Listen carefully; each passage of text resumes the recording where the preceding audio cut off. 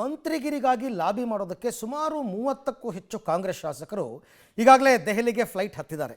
ಈ ವಿಚಾರಕ್ಕೆ ಸಂಬಂಧಪಟ್ಟಂತೆ ಚಿಕ್ಕಮಗಳೂರಲ್ಲಿ ಮುಖ್ಯಮಂತ್ರಿ ಸಿದ್ದರಾಮಯ್ಯನವರು ಇವತ್ತು ರಿಯಾಕ್ಟ್ ಮಾಡಿದ್ದಾರೆ. ಏನು ಹೇಳಿದ್ದಾರೆ ಅಂತ ನೋಡೋಣ.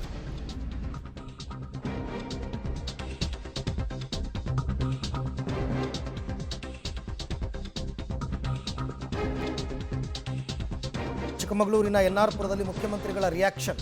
ದೆಹಲಿಗೆ ಹೋಗಲಿ ಬೇಡ ಅಂತ ಹೇಳಿದ್ಯಾರು? ಶಾಸಕರು ದೆಹಲಿಗೆ ಹೋಗೋದಕ್ಕೆ ನನ್ನ ತಕರಾರು ಇಲ್ಲ. 2.5 ವರ್ಷ ಆದಮೇಲೆ ಸಂಪುಟ ಪುನರ್ರಚನೆ ಆಗಿಲ್ಲ. ಹಾಗಾಗಿ ಅವ್ರು ಕೇಳ್ತಾ ಇದ್ದಾರೆ, ಪಂಚರಾಜ್ಯ ಚುನಾವಣೆ ಹಾಗೂ ಬೇರೆ ಕಾರಣಗಳಿಂದ ವಿಳಂಬ ಆಗಿರೋದು ನಿಜ. ಸಚಿವ ಸ್ಥಾನಕ್ಕೆ ಡಿಮ್ಯಾಂಡ್ ಇಡೋ ತಪ್ಪೇನಲ್ಲ ಅಂತ ಮುಖ್ಯಮಂತ್ರಿಗಳು. ಆ್ಯಕ್ಚುಲಿ ಮುಖ್ಯಮಂತ್ರಿಗಳು ಈ ಹಿಂದೆನೇ ಹೋಗಿದ್ದರು ಪರ್ಮಿಷನ್ ತೊಗೊಂಡು ಬರೋದಕ್ಕೆ. ಸಂಪುಟ ಪುನರ್ರಚನೆಗೆ ಹೈಕಮಾಂಡ್ ಅವಾಗ ಒಪ್ಪಿಗೆಯನ್ನು ಕೊಟ್ಟಿರಲಿಲ್ಲ. ಈಗಾಗಲೇ 2.5 ವರ್ಷ ಕಂಪ್ಲೀಟ್ ಆಯಿತು. ಹಾಗಾಗಿ ಅವ್ರು ಹೋಗಲಿ ಅಂತ ಹೇಳಿದ್ದಾರೆ. ಹೋಗ್ಲಿ, ನನ್ನದೇ ತಕರಾರು ಇಲ್ಲ ಅದಕ್ಕೆ. ಈಗ ರೀಸಫಲ್ ಮಾಡಬೇಕು ಅಂತಕ್ಕಂಥದ್ದು 2.5 ವರ್ಷ ಆದಮೇಲೆ ಪೆಂಡಿಂಗ್ ಇದೆ.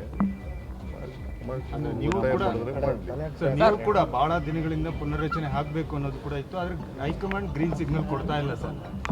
ಇದು ಎಲ್ಲ ಒಂದ್ ಕಡೆ ಹಿನ್ನಡೆ ಆಗ್ತಾ ಇದೆ. ನೀವು ಹೈಕಮಾಂಡ್ ಜೊತೆ ಮಾತಾಡ್ತೀರಾ ಸರ್, ಹೇಗೆ ಸರ್?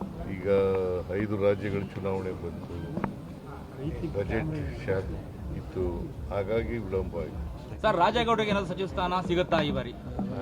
ಸರ್, ರಾಜೇಗೌಡರಿಗೆ ಹೈಕಮಾಂಡ್ ಏನು ಮಾಡ್ತದೆ ಅಂತ ಹೋಗ್ಲಿ. ಹಾಗಾಗಿ ಇವಾಗ ಏನು ಮಾಡ್ತಾರೆ, ಮುಖ್ಯಮಂತ್ರಿಗಳಿಗೆ ಹೈಕಮಾಂಡ್ ಒಪ್ಪಿಗೆ ಕೊಟ್ಟರೆ ಅವ್ರು ರೆಡಿ ಇದ್ದಾರೆ ಸಂಪುಟ ಪುನರ್ರಚನೆ ಮಾಡೋದಕ್ಕೆ. ಸಂಪುಟ ಪುನರ್ರಚನೆಗಾರ ಓಕೆ ಅಂದರೆ ಇವರ ಸ್ಥಾನ ಭದ್ರ ಆಗುತ್ತೆ.